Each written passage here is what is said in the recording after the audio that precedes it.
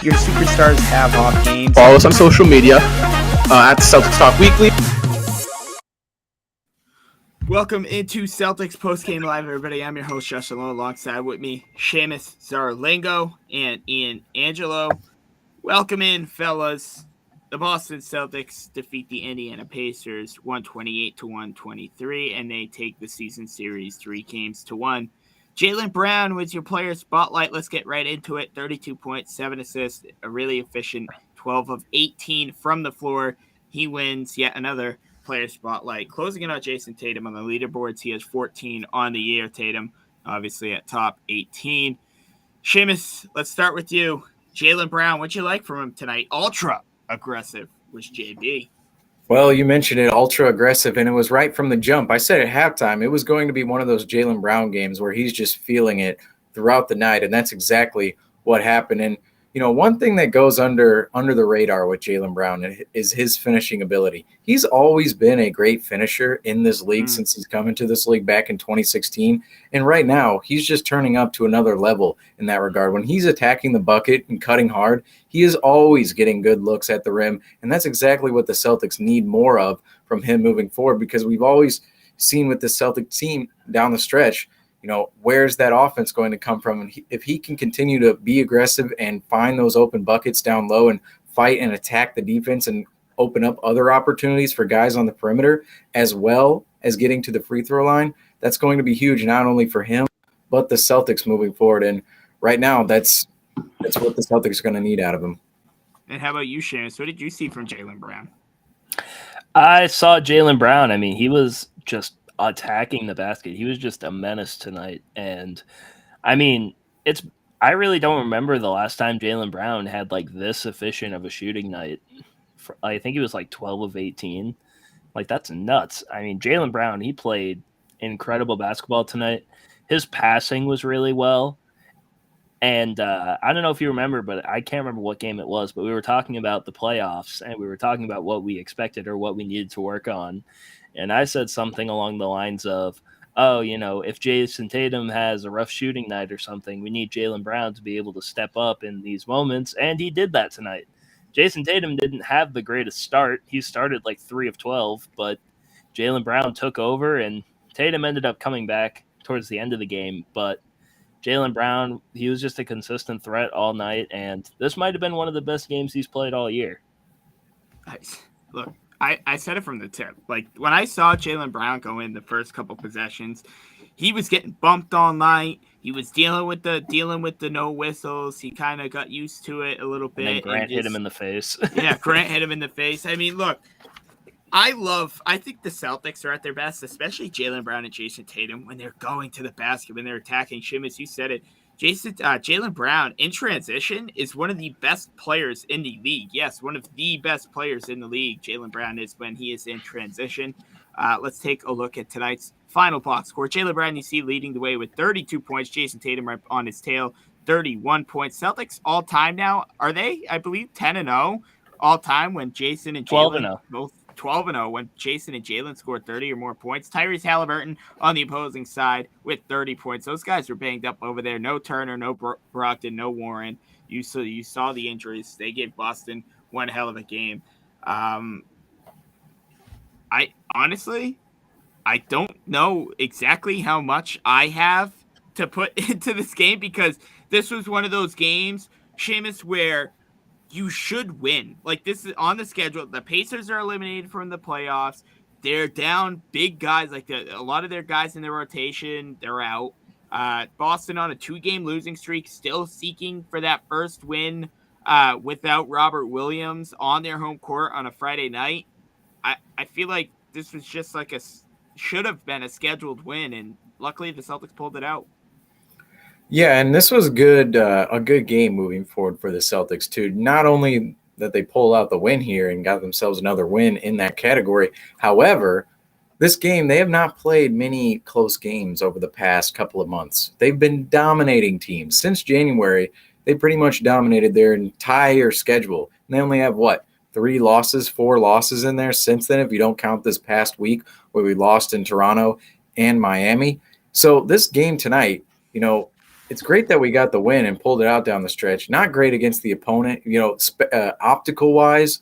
It's not great that we had to essentially bring it down to the wire against the Pacers. But you want to get into more of these games down the stretch here where you have to pull it out going one-on-one down the stretch and going into these isolation sets per se and going into a slower paced game because that's what's going to meet the team come playoff time. And hopefully the last 4 games, hopefully the Celtics can, maybe close out these games a little bit earlier if they do, in fact, have a lead like they did throughout most of tonight. However, you do want to see this performance out of the Celtics down the stretch when they've simply, over the past couple of months, have not had too many games like this. Yeah, and I mean, it's important because this is probably, what it's going to be like in the playoffs.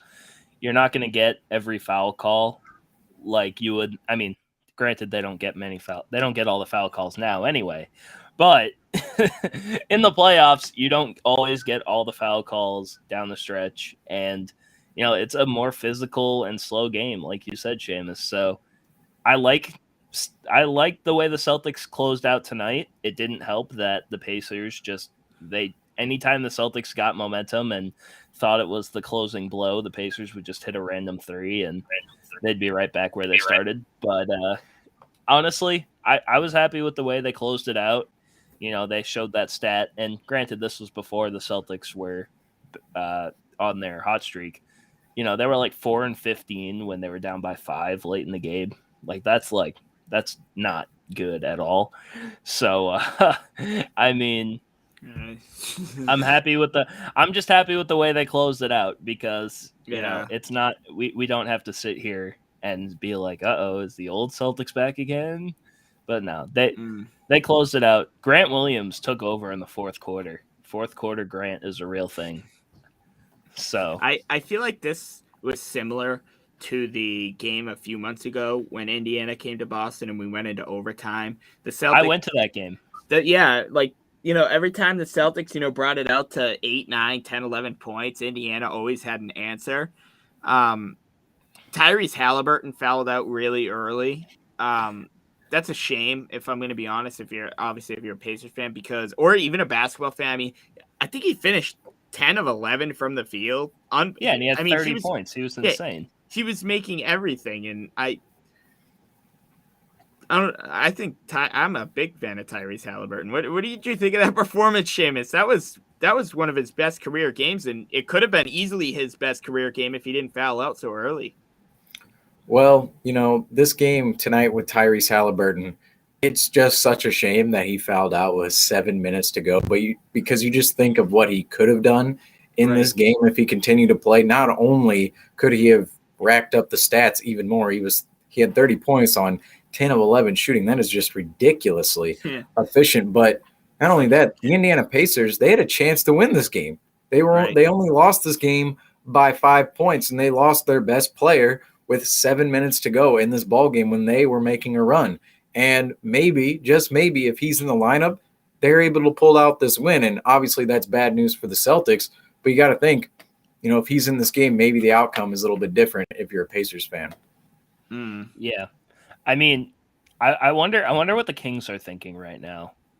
Yeah. I wonder if the Kings watch this game and they're just like, damn, we really traded that guy for Domantas Sabonis, who, Domantas Sabonis is a good player. He's a great player.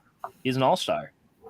He's not going to be as good as Tyrese Halliburton is currently right now. I mean, yeah, Tyrese Halliburton, he had a hell of a game. Honestly, if he didn't foul out, I was concerned that the Celtics might not even win this game because Tyrese Halliburton wasn't so insane tonight.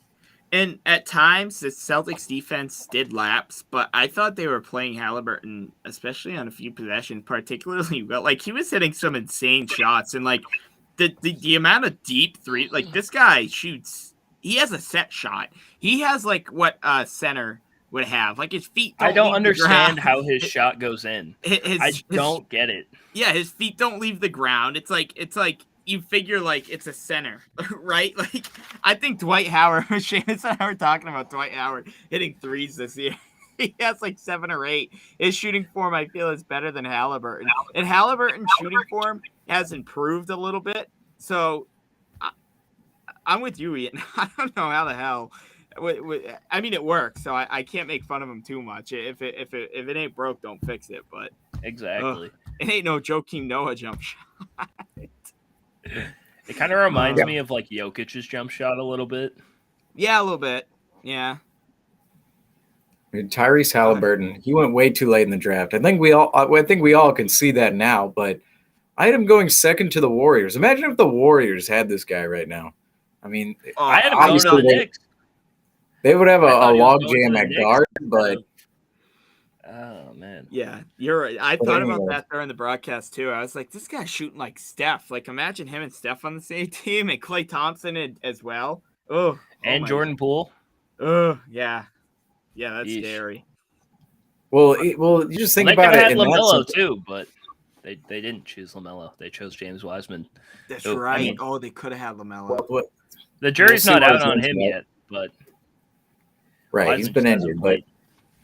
But back to this game tonight, or I don't know.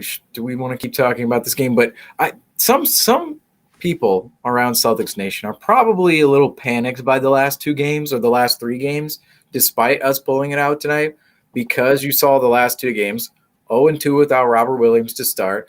The Miami game was not too great for the optical of the whole situation because, we scored 6 points in 6 minutes down the stretch. That was very January, December Celtics-like by us the other night. However, they come in, they close out this game tonight, but you think, Pacers didn't have Tyrese Halliburton. You still struggled to pull out this game. I'm personally not worried about any of these games. No one should be worried about any of these games and how they're playing out right now. The Celtics, I'm going to be worried. I think I said this on my halftime live, where the Celtics, no one should be worried unless they're down 2-0 in a series or down 3-0 in a series. It's going to be in the playoffs when the Celtics have to step up. Yeah. When the playoffs start, straight up. Right now, we're just waiting for that moment in which we know who is our opponent, where are we going, are we going to have home court, what's going to happen, is this situation with the team and their vaccination status, is that going to play a factor in who we play if we go out and play Toronto? We're just waiting for those answers right now, and there's 4 games left in the season. Ime is going to be trying to essentially get the lineups correct over the next 4 games because I'm sure he's not all the way set on his lineups right now, especially considering our top used line was just banished for the rest of the season, or at least until Robert Williams comes back. So this next little stretch here, 4 games, it's going to be scheming. It's going to be experimenting. It's not going to be this crazy dominant basketball that we've seen over the past couple of months. However, come playoff time, the best 7 guys, the best 8 guys, when Robert Williams comes back, maybe the best 9 guys are going to play. And that's really when the Celtics are going to have to turn up and actually answer some of these questions that we have or fans have about the team now that Robert Williams. Don't freak out over all these games. First 3 games without Robert Williams, it's going to be an adjustment period. Right. But moving forward into the playoffs, that is when it matters most, is in the postseason. And seeing Daniel Tice play like this, and this is like we have this running joke, Ian and Daniel Tice, but like Daniel Tice, in all seriousness, guys, has stepped up very well. He's not going to be able to replace. I don't think really anybody's going to really be able to replace Robert Williams in the factor that he has on and off the court around this team. But Daniel Tice coming in the past 3 games, scoring between 12 to 15 points a game, stretching the floor. That's pretty big for the Celtics coming up here, Ian. I know you've been a big fan of Daniel Tice, how he stepped up since Rob Williams has been out. Yeah, I mean, I like we said, I know it's the on-running joke of me always not, having the greatest feelings with Daniel Tice, but I mean, I can't deny the fact that Daniel Tice has been playing really well on the offensive side of the ball. I mean, I was calling him Robert Williams light today on the live stream because he was doing things that Robert Williams was doing. Yeah. The Celtics are, a possession gets blown up by the defense. What is Robert Williams known for? Being under the basket and being right there to help, put back put back any shot or, to catch a lob or to just catch the pass so you can Right. put it in at the buzzer. That's what Daniel Tice did tonight. And, granted, his defense, no one's ever going to be Robert Williams on defense. And, does Daniel Tice have the best defense? No. He's not the greatest defender, but he's serviceable. So it could be a lot worse.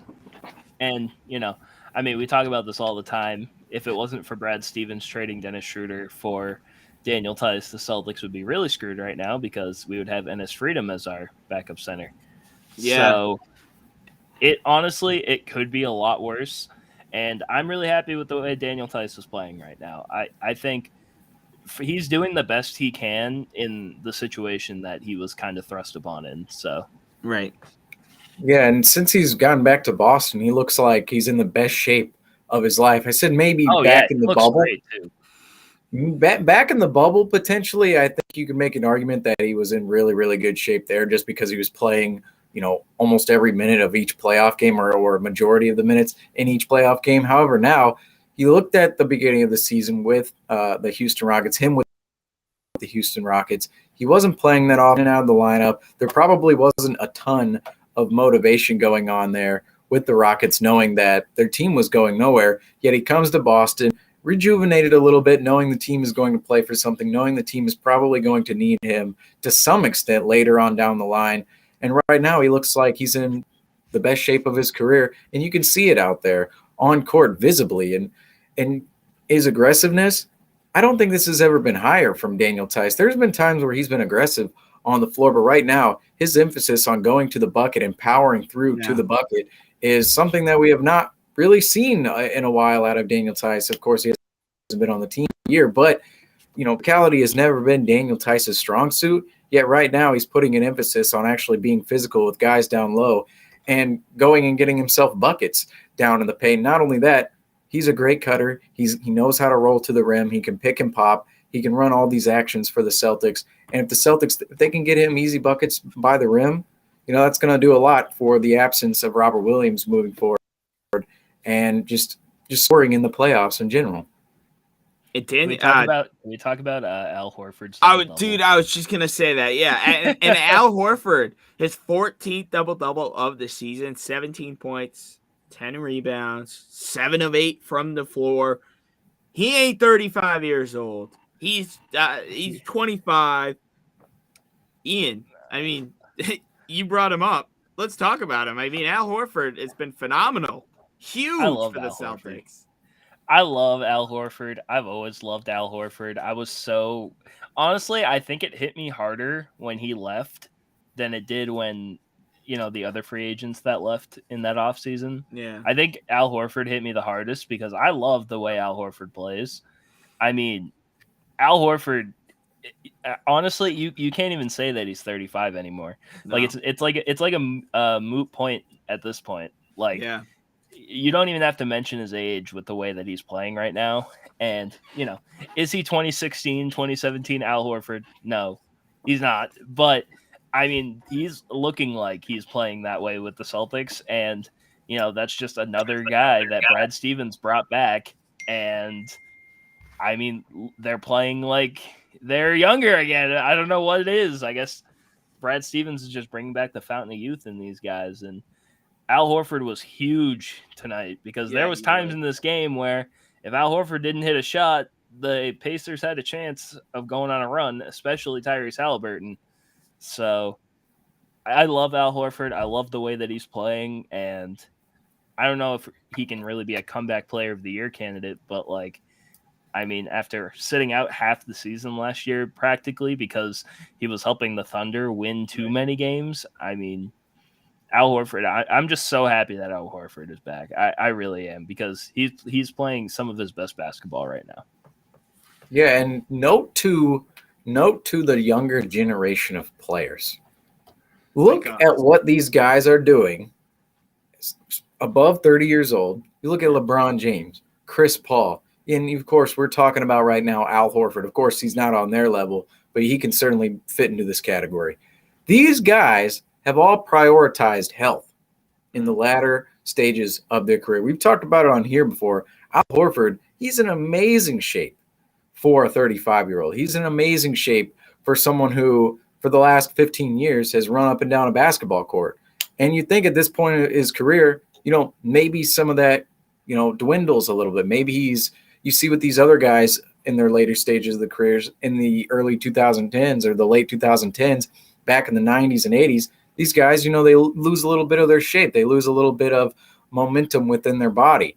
And Al Horford, Chris Paul, LeBron James, I'm sure there's other superstars that I'm not thinking of right now, but all of these guys have prioritized health, prioritized eating healthy, and prioritized getting their body right for the season, and also, strategically resting throughout the way that now you're seeing the results play out on court. All of these guys are still producing at a near all-star level, or LeBron James and Chris Paul are obviously top players in the league, but Al Horford as well, he's still producing at I wouldn't say all-star level, but he could be on an all-defensive team this year, and he's helping one of the best teams in the NBA win ball games. So just moving forward, prioritizing the health, so important in basketball, in sports, and just life in general. Yeah, and like you said, you actually touched on it. I was just gonna say that after you're done talking about health, I think Al Horford is, when I said it on the postgame show a few nights ago, I think Al Horford is like one of those. You obviously want guys 1 through 15 to stay healthy, obviously, right? Common sense. But Al Horford, I feel like, is one of those underrated guys where if you lose him, you lose a bigger part of the team than some people might think. Right? Like Al Horford does a little bit of everything on both ends of the floor. He can shoot the three. He can work in the post. He can block. He can steal. He can defend the perimeter very well, defend the pick and roll as well. So Al Horford isn't a guy I'd like to see down at all, especially with Robert Williams down. But guys, look, this is going to be, I know this is a little shorter show tonight, but let's kick it to the final thoughts here. Seamus, we'll start with you first. I know you wanted to touch on a topic, so a little controversial topical. This has nothing to do, before caution, nothing to do with politics or what you may or may not believe in. This is just simply based on reports that we have heard, and basically don't take our word for it. Take these other reporters. Okay, on January 15th, Canada introduced a new law that essentially says people who are not vaccinated cannot come into the country, right? You cannot get into Canada unless you are vaccinated. It was introduced on January 15th, 2022. The Celtics played in Toronto on November 28th, 2021, which of course makes that game completely obsolete when trying to find out, what is going on with the Celtics situation. Tim Bontemps asked the top 4 teams in the Eastern Conference, is your whole team vaccinated? The Sixers, the Bucks, the Heat, and the Celtics. The Heat and the Bucks went out and said, yes, we're entirely vaccinated, no worries here. The Sixers and the Celtics declined to comment. Why would you decline to comment if everybody was, of course, vaccinated? A little weird, right? Brad Stevens today goes on Toucher and Rich, a radio show on 98.5, the Sports Hub. He goes on there. They ask him about it. Doesn't give a definitive answer whatsoever at all, dodges the question entirely. They don't get anything out of him. That's a little strange as well. Ian the other day dodged the question as well before he got some pushback in a media session, and then said everybody is going to be available if healthy. Kind of just said it on a whim. Wasn't really a concrete statement. Not really sure if that's true or not. But if you just look at the evidence of who's vaccinated and who's not, the guys who played in Toronto the other day, they're vaccinated. Of course, Marcus Smart, Daniel Tice, Peyton Pritchard, Derek White, the main rotation guys, they're all vaccinated. Al Horford, he said he's ready to go wherever they play. Maybe he gets the shot. Maybe he's not vaccinated right now. Maybe he gets the shot later on and just goes hell with it, whatever. Or maybe he's already vaccinated. Jason Tatum during media day said he's vaccinated. So he was out during that game, of course, in Toronto. Maybe he'll be ready to go. We have no idea. Jaylen Brown, him and Robert Williams. Robert Williams, of course, won't be playing in the first round if we do face Toronto. So who knows what's actually going to happen there. Maybe he does come back earlier, of course. But Jaylen Brown, the only player that has not confirmed whether or not he is vaccinated, and we don't have any evidence of whether or not he is vaccinated. Has not played in Toronto here outside of that November 28th. Did not play the other day, of course, rested on the second night of a back-to-back, had knee soreness, but I think we all believe that they were resting that game. And during the media day in October, back in early October, he was asked about his vaccination status or the team, how he will handle players not being vaccinated on the team. And he goes, yeah, it's just a personal choice. I have my own thoughts about it, but it's a personal choice. Never said that he was vaccinated, never said that he wasn't. Again, slided around the question. So moving forward, the Celtics right now, if you just standings, their most likely opponent seems to be the Toronto Raptors in the first round. Now, of course, the Celtics are still jockeying for that 1 and 2 seed. It seems like the Sixers could go all the way down to 4 and stay there with the way they're playing right now, which means the Celtics could potentially slot into number 3. And right now the Raptors are still slotted into that number 6 spot, and it looks like they could end up there. So we're potentially looking at a Celtics-Raptors first-round series. And if that happens, we could find out the players on the team who aren't vaccinated. That being said, could be guys like, Nick Stauskas or someone on the bench, Malik Fitz, any of those guys. And we could be at no worries. What if we do face the Raptors in the first round? It's going to be a developing story, and it's already a developing story. And who's vaccinated and who's not, and who's actually going to be available during games in Toronto. Only time will tell. Yep. Yeah. That's pretty much all. That's all you got to say. Yep, that's exactly what's going to happen. We may not. That's pretty much it. We're gonna figure it out. Right. It's gonna, and you know what? It's gonna be a slap in the face. I feel like it's gonna be a slap in the face. We're gonna be so screwed if we face Toronto and I'm not saying this is facts, just letting everyone know that if Jaylen Brown or Jason Tatum isn't vaccinated. Imagine they both aren't. Oh my God! The can of worms that's going to be opened up. We're not doing this. We're not doing it. We're not playing. The can of worms that's going to be opened up. I don't even want to think about it.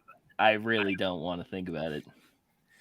I can just imagine just the headlines. All the times we made fun of Kyrie Irving for not wanting to get the shot.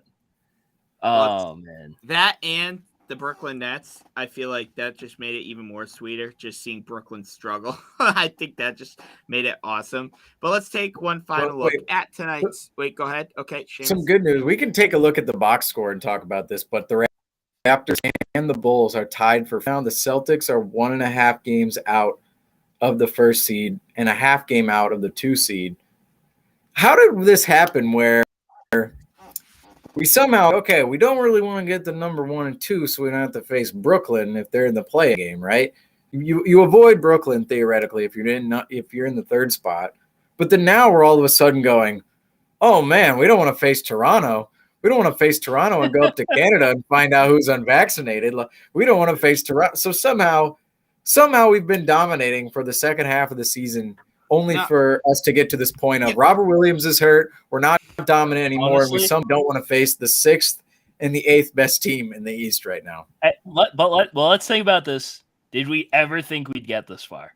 No, exactly. But the thing is, though, I don't think it's fair to say that because Robert, at the time when we were utmost confident and we were the number 1 seed, Robert Williams was still our center. He wasn't injured. Lasted 6 hours. We also didn't know the vaccine status on Boston. Now that it's in the back of our minds, and now that Robert Williams is out 4 to 6 weeks, now we are a little nervous. And I'm not going to lie to you. I don't mind playing a banged up Chicago. I know they're slowly starting to get healthy, but I wish Cleveland didn't get so injured because now they're 3 games back from the 6th spot, which is still possible to get, but Toronto would probably have to win out and Cleveland would, all of this BS.